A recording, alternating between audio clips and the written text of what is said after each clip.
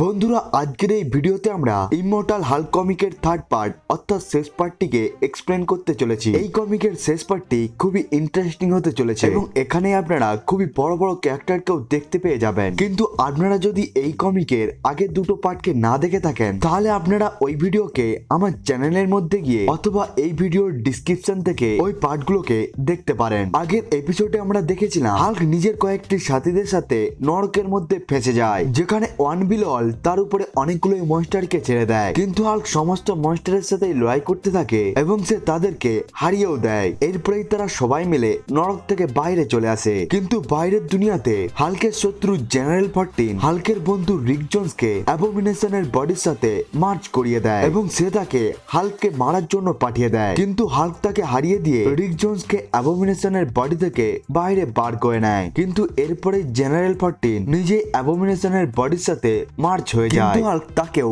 কোনোভাবে হারিয়ে দেয়। এবার আগের কাহিনীর শুরুতেই আমরা দেখতে পাই হাল্ক জেনারেল 14 কে হারিয়ে দিয়ে সবকিছুকে ঠিক করছে। তখনই আমরা জানতে পারি যে যেই রিক জোন্স হাল্কের বন্ধু সেজে এতদিন হাল্কের সাথে ছিল তাকে আসলে দা লিডার কন্ট্রোল করে রেখেছিল এবং দা লিডার তার মাইন্ডের ভেতরে ছিল। দা লিডার আসলে হাল্কের খুবই বড় একটি ভিলেন যে কিছু সময় আগে মারা গিয়েছিল, কিন্তু ওই সময়ের মধ্যে শুধুমাত্র দা লিডারের বডি মারা গিয়েছিল, তার কনসিয়াসনেস এখনো বেঁচে ছিল, যে ভিন্ন ভিন্ন জীবের বডিকে পজেস করে সেখানে বেঁচে ছিল। কিন্তু এখন সে অনেকটা সময় ধরে রিক জোন্সের মাইন্ডের মধ্যেই ছিল। রিক জোন্স হাল্কের সাথে বাইরে দাঁড়িয়েছিল, যেখানে তাদের সামনে অনেকগুলোই লোক ছিল যারা হাল্ককে বিপদের সম্বন্ধে সবকিছুই জিজ্ঞাসা করছিল। তখনই হাল্ক তাদেরকে বলতে থাকে এখন চিন্তার কিছুই নেই, কারণ সে এখন সবকিছুকে ঠিক করে দিয়েছে। তখনই রিক জোন্স হাল্কের বডিতে টাচ করে। রিক জোন্সের শুধুমাত্র টাচ করার ফলেই হাল্কের বডির মধ্যে কিছু অদ্ভুত ধরনের রিঅ্যাকশন হতে থাকে, যার ফলে ওই জায়গার মধ্যে হাল্কের বডি ফেটে ব্লাস্ট হয়ে যায় এবং ওই ব্লাস্টের জন্য ওখানের মধ্যে থাকা সমস্ত মানুষই মারা যায় এবং বডি ফেটে যাওয়ার কারণে হাল্কেরও এই জায়গার মধ্যে মৃত্যু হয়ে যায় এবং মারা যাওয়ার পর হাল্ক সোজা নরকের মধ্যে পৌঁছে যায়। দা লিডার আসলে হাল্ককে অনেকটা সময় ধরেই অবজার্ভ করে রেখেছিল, এই জন্যই সে ব্রুস ব্যানারের বাবার সম্বন্ধেও জানতো, নরকের মধ্যে থাকা সে গ্রিন রোডকেও জানতো, এমনকি সে ওয়ান বিলো অলকেও জানতো। এই জন্যই সে সুযোগ পেয়ে হাল্ককে মেরে দেয় যাতে হাল্ক মারা যাওয়ার পর সোজা নরকের মধ্যে পৌঁছে যেতে পারে। দা লিডার আসলে এটিকে চাইছিল, সে নরকের মধ্যে হাল্কের গামা পাওয়ারকে ব্যবহার করে গ্রিন রোডকে পুরোভাবেই খুলে দিই, যাতে ওয়ান বিলো অল আসল দুনিয়ার মধ্যে এসে গিয়ে পুরো দুনিয়াকেই যাতে শেষ করে দেয়। ওয়ান বিলো অল আসলে অনেকটা সময় ধরে চেষ্টা করছিল মানুষের দুনিয়াতে আসার জন্য, যাতে সে ওখানের সবকিছুকে ধ্বংস করে দিতে পারে। এই জন্যই ওয়ান বিলো অল ব্রুসের বাবা ব্রায়ান ব্যানারকেও ব্যবহার করেছিল। ওয়ান বিলো অল আসলে ব্রায়ান ব্যানারের সাহায্যে হাল্ককে আটকানোর চেষ্টা করেছিল, যাতে সে সুযোগ পেয়ে গিয়ে হাল্কের গামা পাওয়ারকে ব্যবহার করে গ্রিন ডোরকে খুলতে পারে। কিন্তু এর আগে অ্যাবজর্বিং ম্যান হাল্ককে খুবই বেশি পরিমাণে পাওয়ারফুল বানিয়ে দিয়েছিল, যার ফলে হাল্ক ওয়ান বিলো অলের সমস্ত মনস্টারকে মেরে দিয়েছিল, এমনকি সে নিজের সাথে সাথে নিজের সমস্ত সাথীদেরকেও নরক থেকে বাইরে বার করে নিয়েছিল। কিন্তু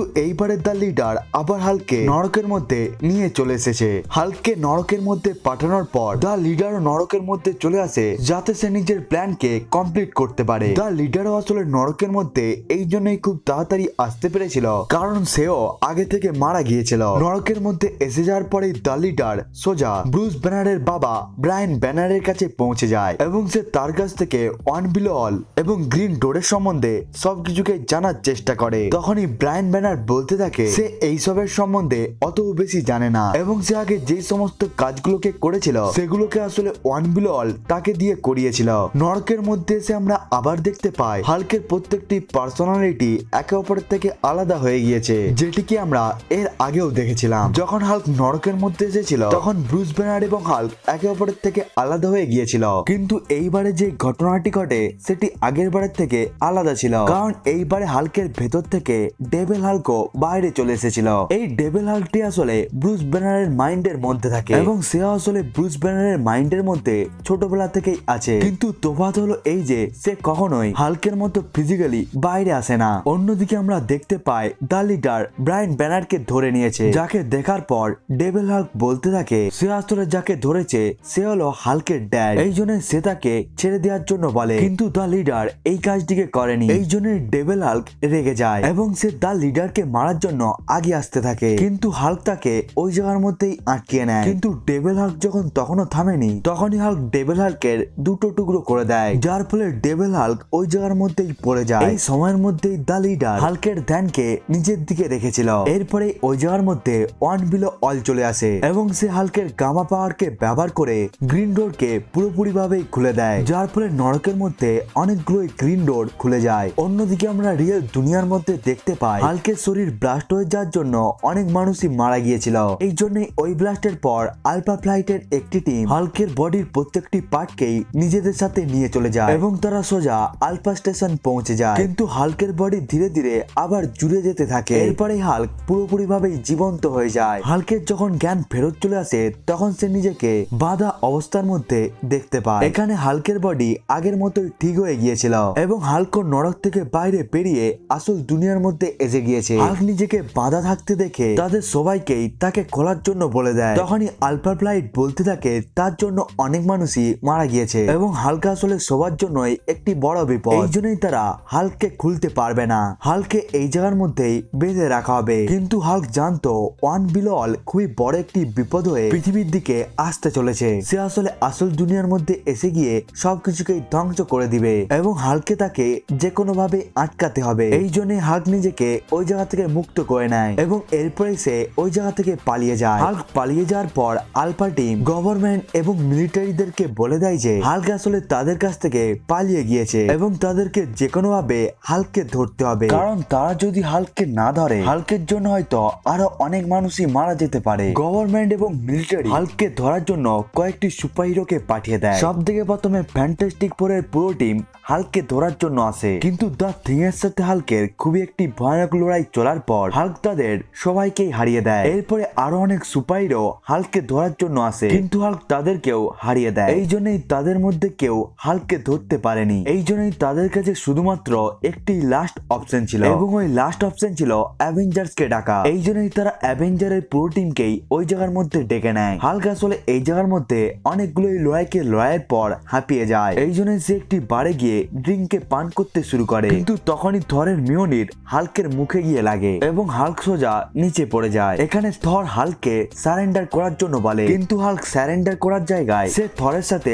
লড়াই করতে শুরু করে। এরপরে খুবই একটি ভয়ঙ্কর লড়াই চলতে থাকে। এখানেই আমরা বাইরে সমস্ত অ্যাভেঞ্জার্স কে দেখতে পাই, যেখানে ছিল Iron Man, Captain America, Blade, she Hulk, Black Panther এবং ক্যাপ্টেন মার্ভেলও ছিল। তারা সবাই মিলে হাল্কের উপর অ্যাটাক করে দেয়, যার ফলে অ্যাভেঞ্জার এবং হাল্কের মধ্যে খুব একটি ভয়ঙ্কর লড়াই চলতে থাকে। হাল্ক যখন তাদের সবার সাথে লড়াই করছিল তখনই ওই জায়গার মধ্যে রেড সি হাল্ক চলে আসে, যে ওই জায়গার মধ্যে হাল্ককে সাহায্য করতে থাকে এবং সে হাল্কের সাথে এসে অ্যাভেঞ্জারদের সাথে লড়াই করতে শুরু করে। তাদের মধ্যে লড়াই আসলে খুবই ভয়ানক ছিল। লড়াই করার সময় যখন হাল্ক থরের উপর পাঁচ মারে তখনই থরের মুখ হাল্কের হাতের আর পার চলে যায়, যার ফলে হাল্কের হাতও ফেঁসে যায়। এই সুযোগের মধ্যে ব্ল্যাক প্যান্থার হাল্কের একটি হাতকে কেটে দেয়, যার ফলে অ্যাভেঞ্জাররা সবাই একসাথে এসে হাল্ককে খুবই বেশি পরিমাণে ইনজার্ড করে দেয়। এটিকে দেখার পর রেড সি হাল্ক হাল্ককে ধরে নিয়ে ওই জায়গা থেকে উড়ে পালিয়ে যায়। রেড সি হাল্ক হাল্ককে সোজা একটি হোটেল রুমের মধ্যে নিয়ে যায়, যেখানে এসে কিছু সময়ের মধ্যেই হাল্ক ঠিক হয়ে যায়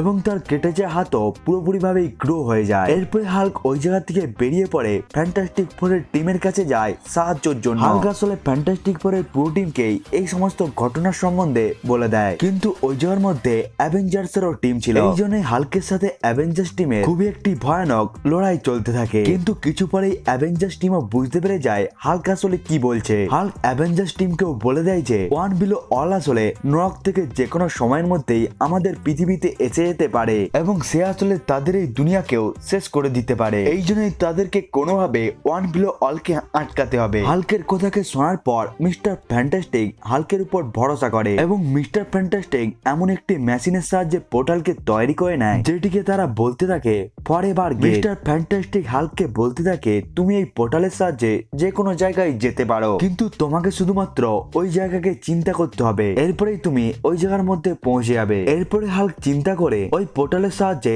নরকের মধ্যে পৌঁছে যায়, কিন্তু তখনই পেছন দিক থেকে রিপোর্টার জ্যাকি ম্যাগি হাল্কের সাথেই নরকের মধ্যে এসে যায়। হাল্ক এবং জ্যাকি ম্যাগি যখন ফরএভার গেটের সাহায্যে ট্রাভেল করছিল তখনই কিছু অদ্ভুত ঘটনা ঘটতে থাকে। আসলে তখন হাল্কের শরীরের মধ্যে থাকা গ্রে হাল্ক অর্থাৎ জো ফ্লিক্সও বাইরে বেরিয়ে চলে আসে। এই সময়ের মধ্যে গ্রে হাল্কের পুরো রং ছিল রেড রঙের। এরপরে তারা তিনজনেই নরকের মধ্যে পৌঁছে যায়। এরপরে তারা কিছুক্ষণ ধরে খোঁজার পর নরকের মধ্যে ওয়ান বিলো অলকে পেয়ে যায়। যায়, যে আসলে নিজের পাওয়ারকে বাড়াচ্ছিল যাতে সে মানুষের দুনিয়াকেই শেষ করে দিতে পারে। হাল্ক তাকে দেখার পরেই তার কাছে পৌঁছে যায় এবং সে তাকে আটকানোরও চেষ্টা করতে থাকে, কিন্তু ওয়ান বিলো ওয়াল হাল্ককে দেখে তাকে খাওয়ার চেষ্টা করতে থাকে এবং এই সময়ের মধ্যে আমরা একটি সবুজ রঙের জ্বলন্ত আলোকে দেখতে পাই, যে আলোটি আসলে ধীরে ধীরে বেড়ে যেতে থাকে। এরপরে আমরা ওই জায়গার মধ্যে দেখতে পাই ওয়ান অ্যাবভ অলকে। এই ওয়ান অ্যাবভ অলই হলো পুরো মার্বেলের মাল্টিভার্সের সব থেকে powerful being. One above all ওই জায়গার মধ্যে এসে ওয়ান বিলো অলকে হারিয়ে দেয় এবং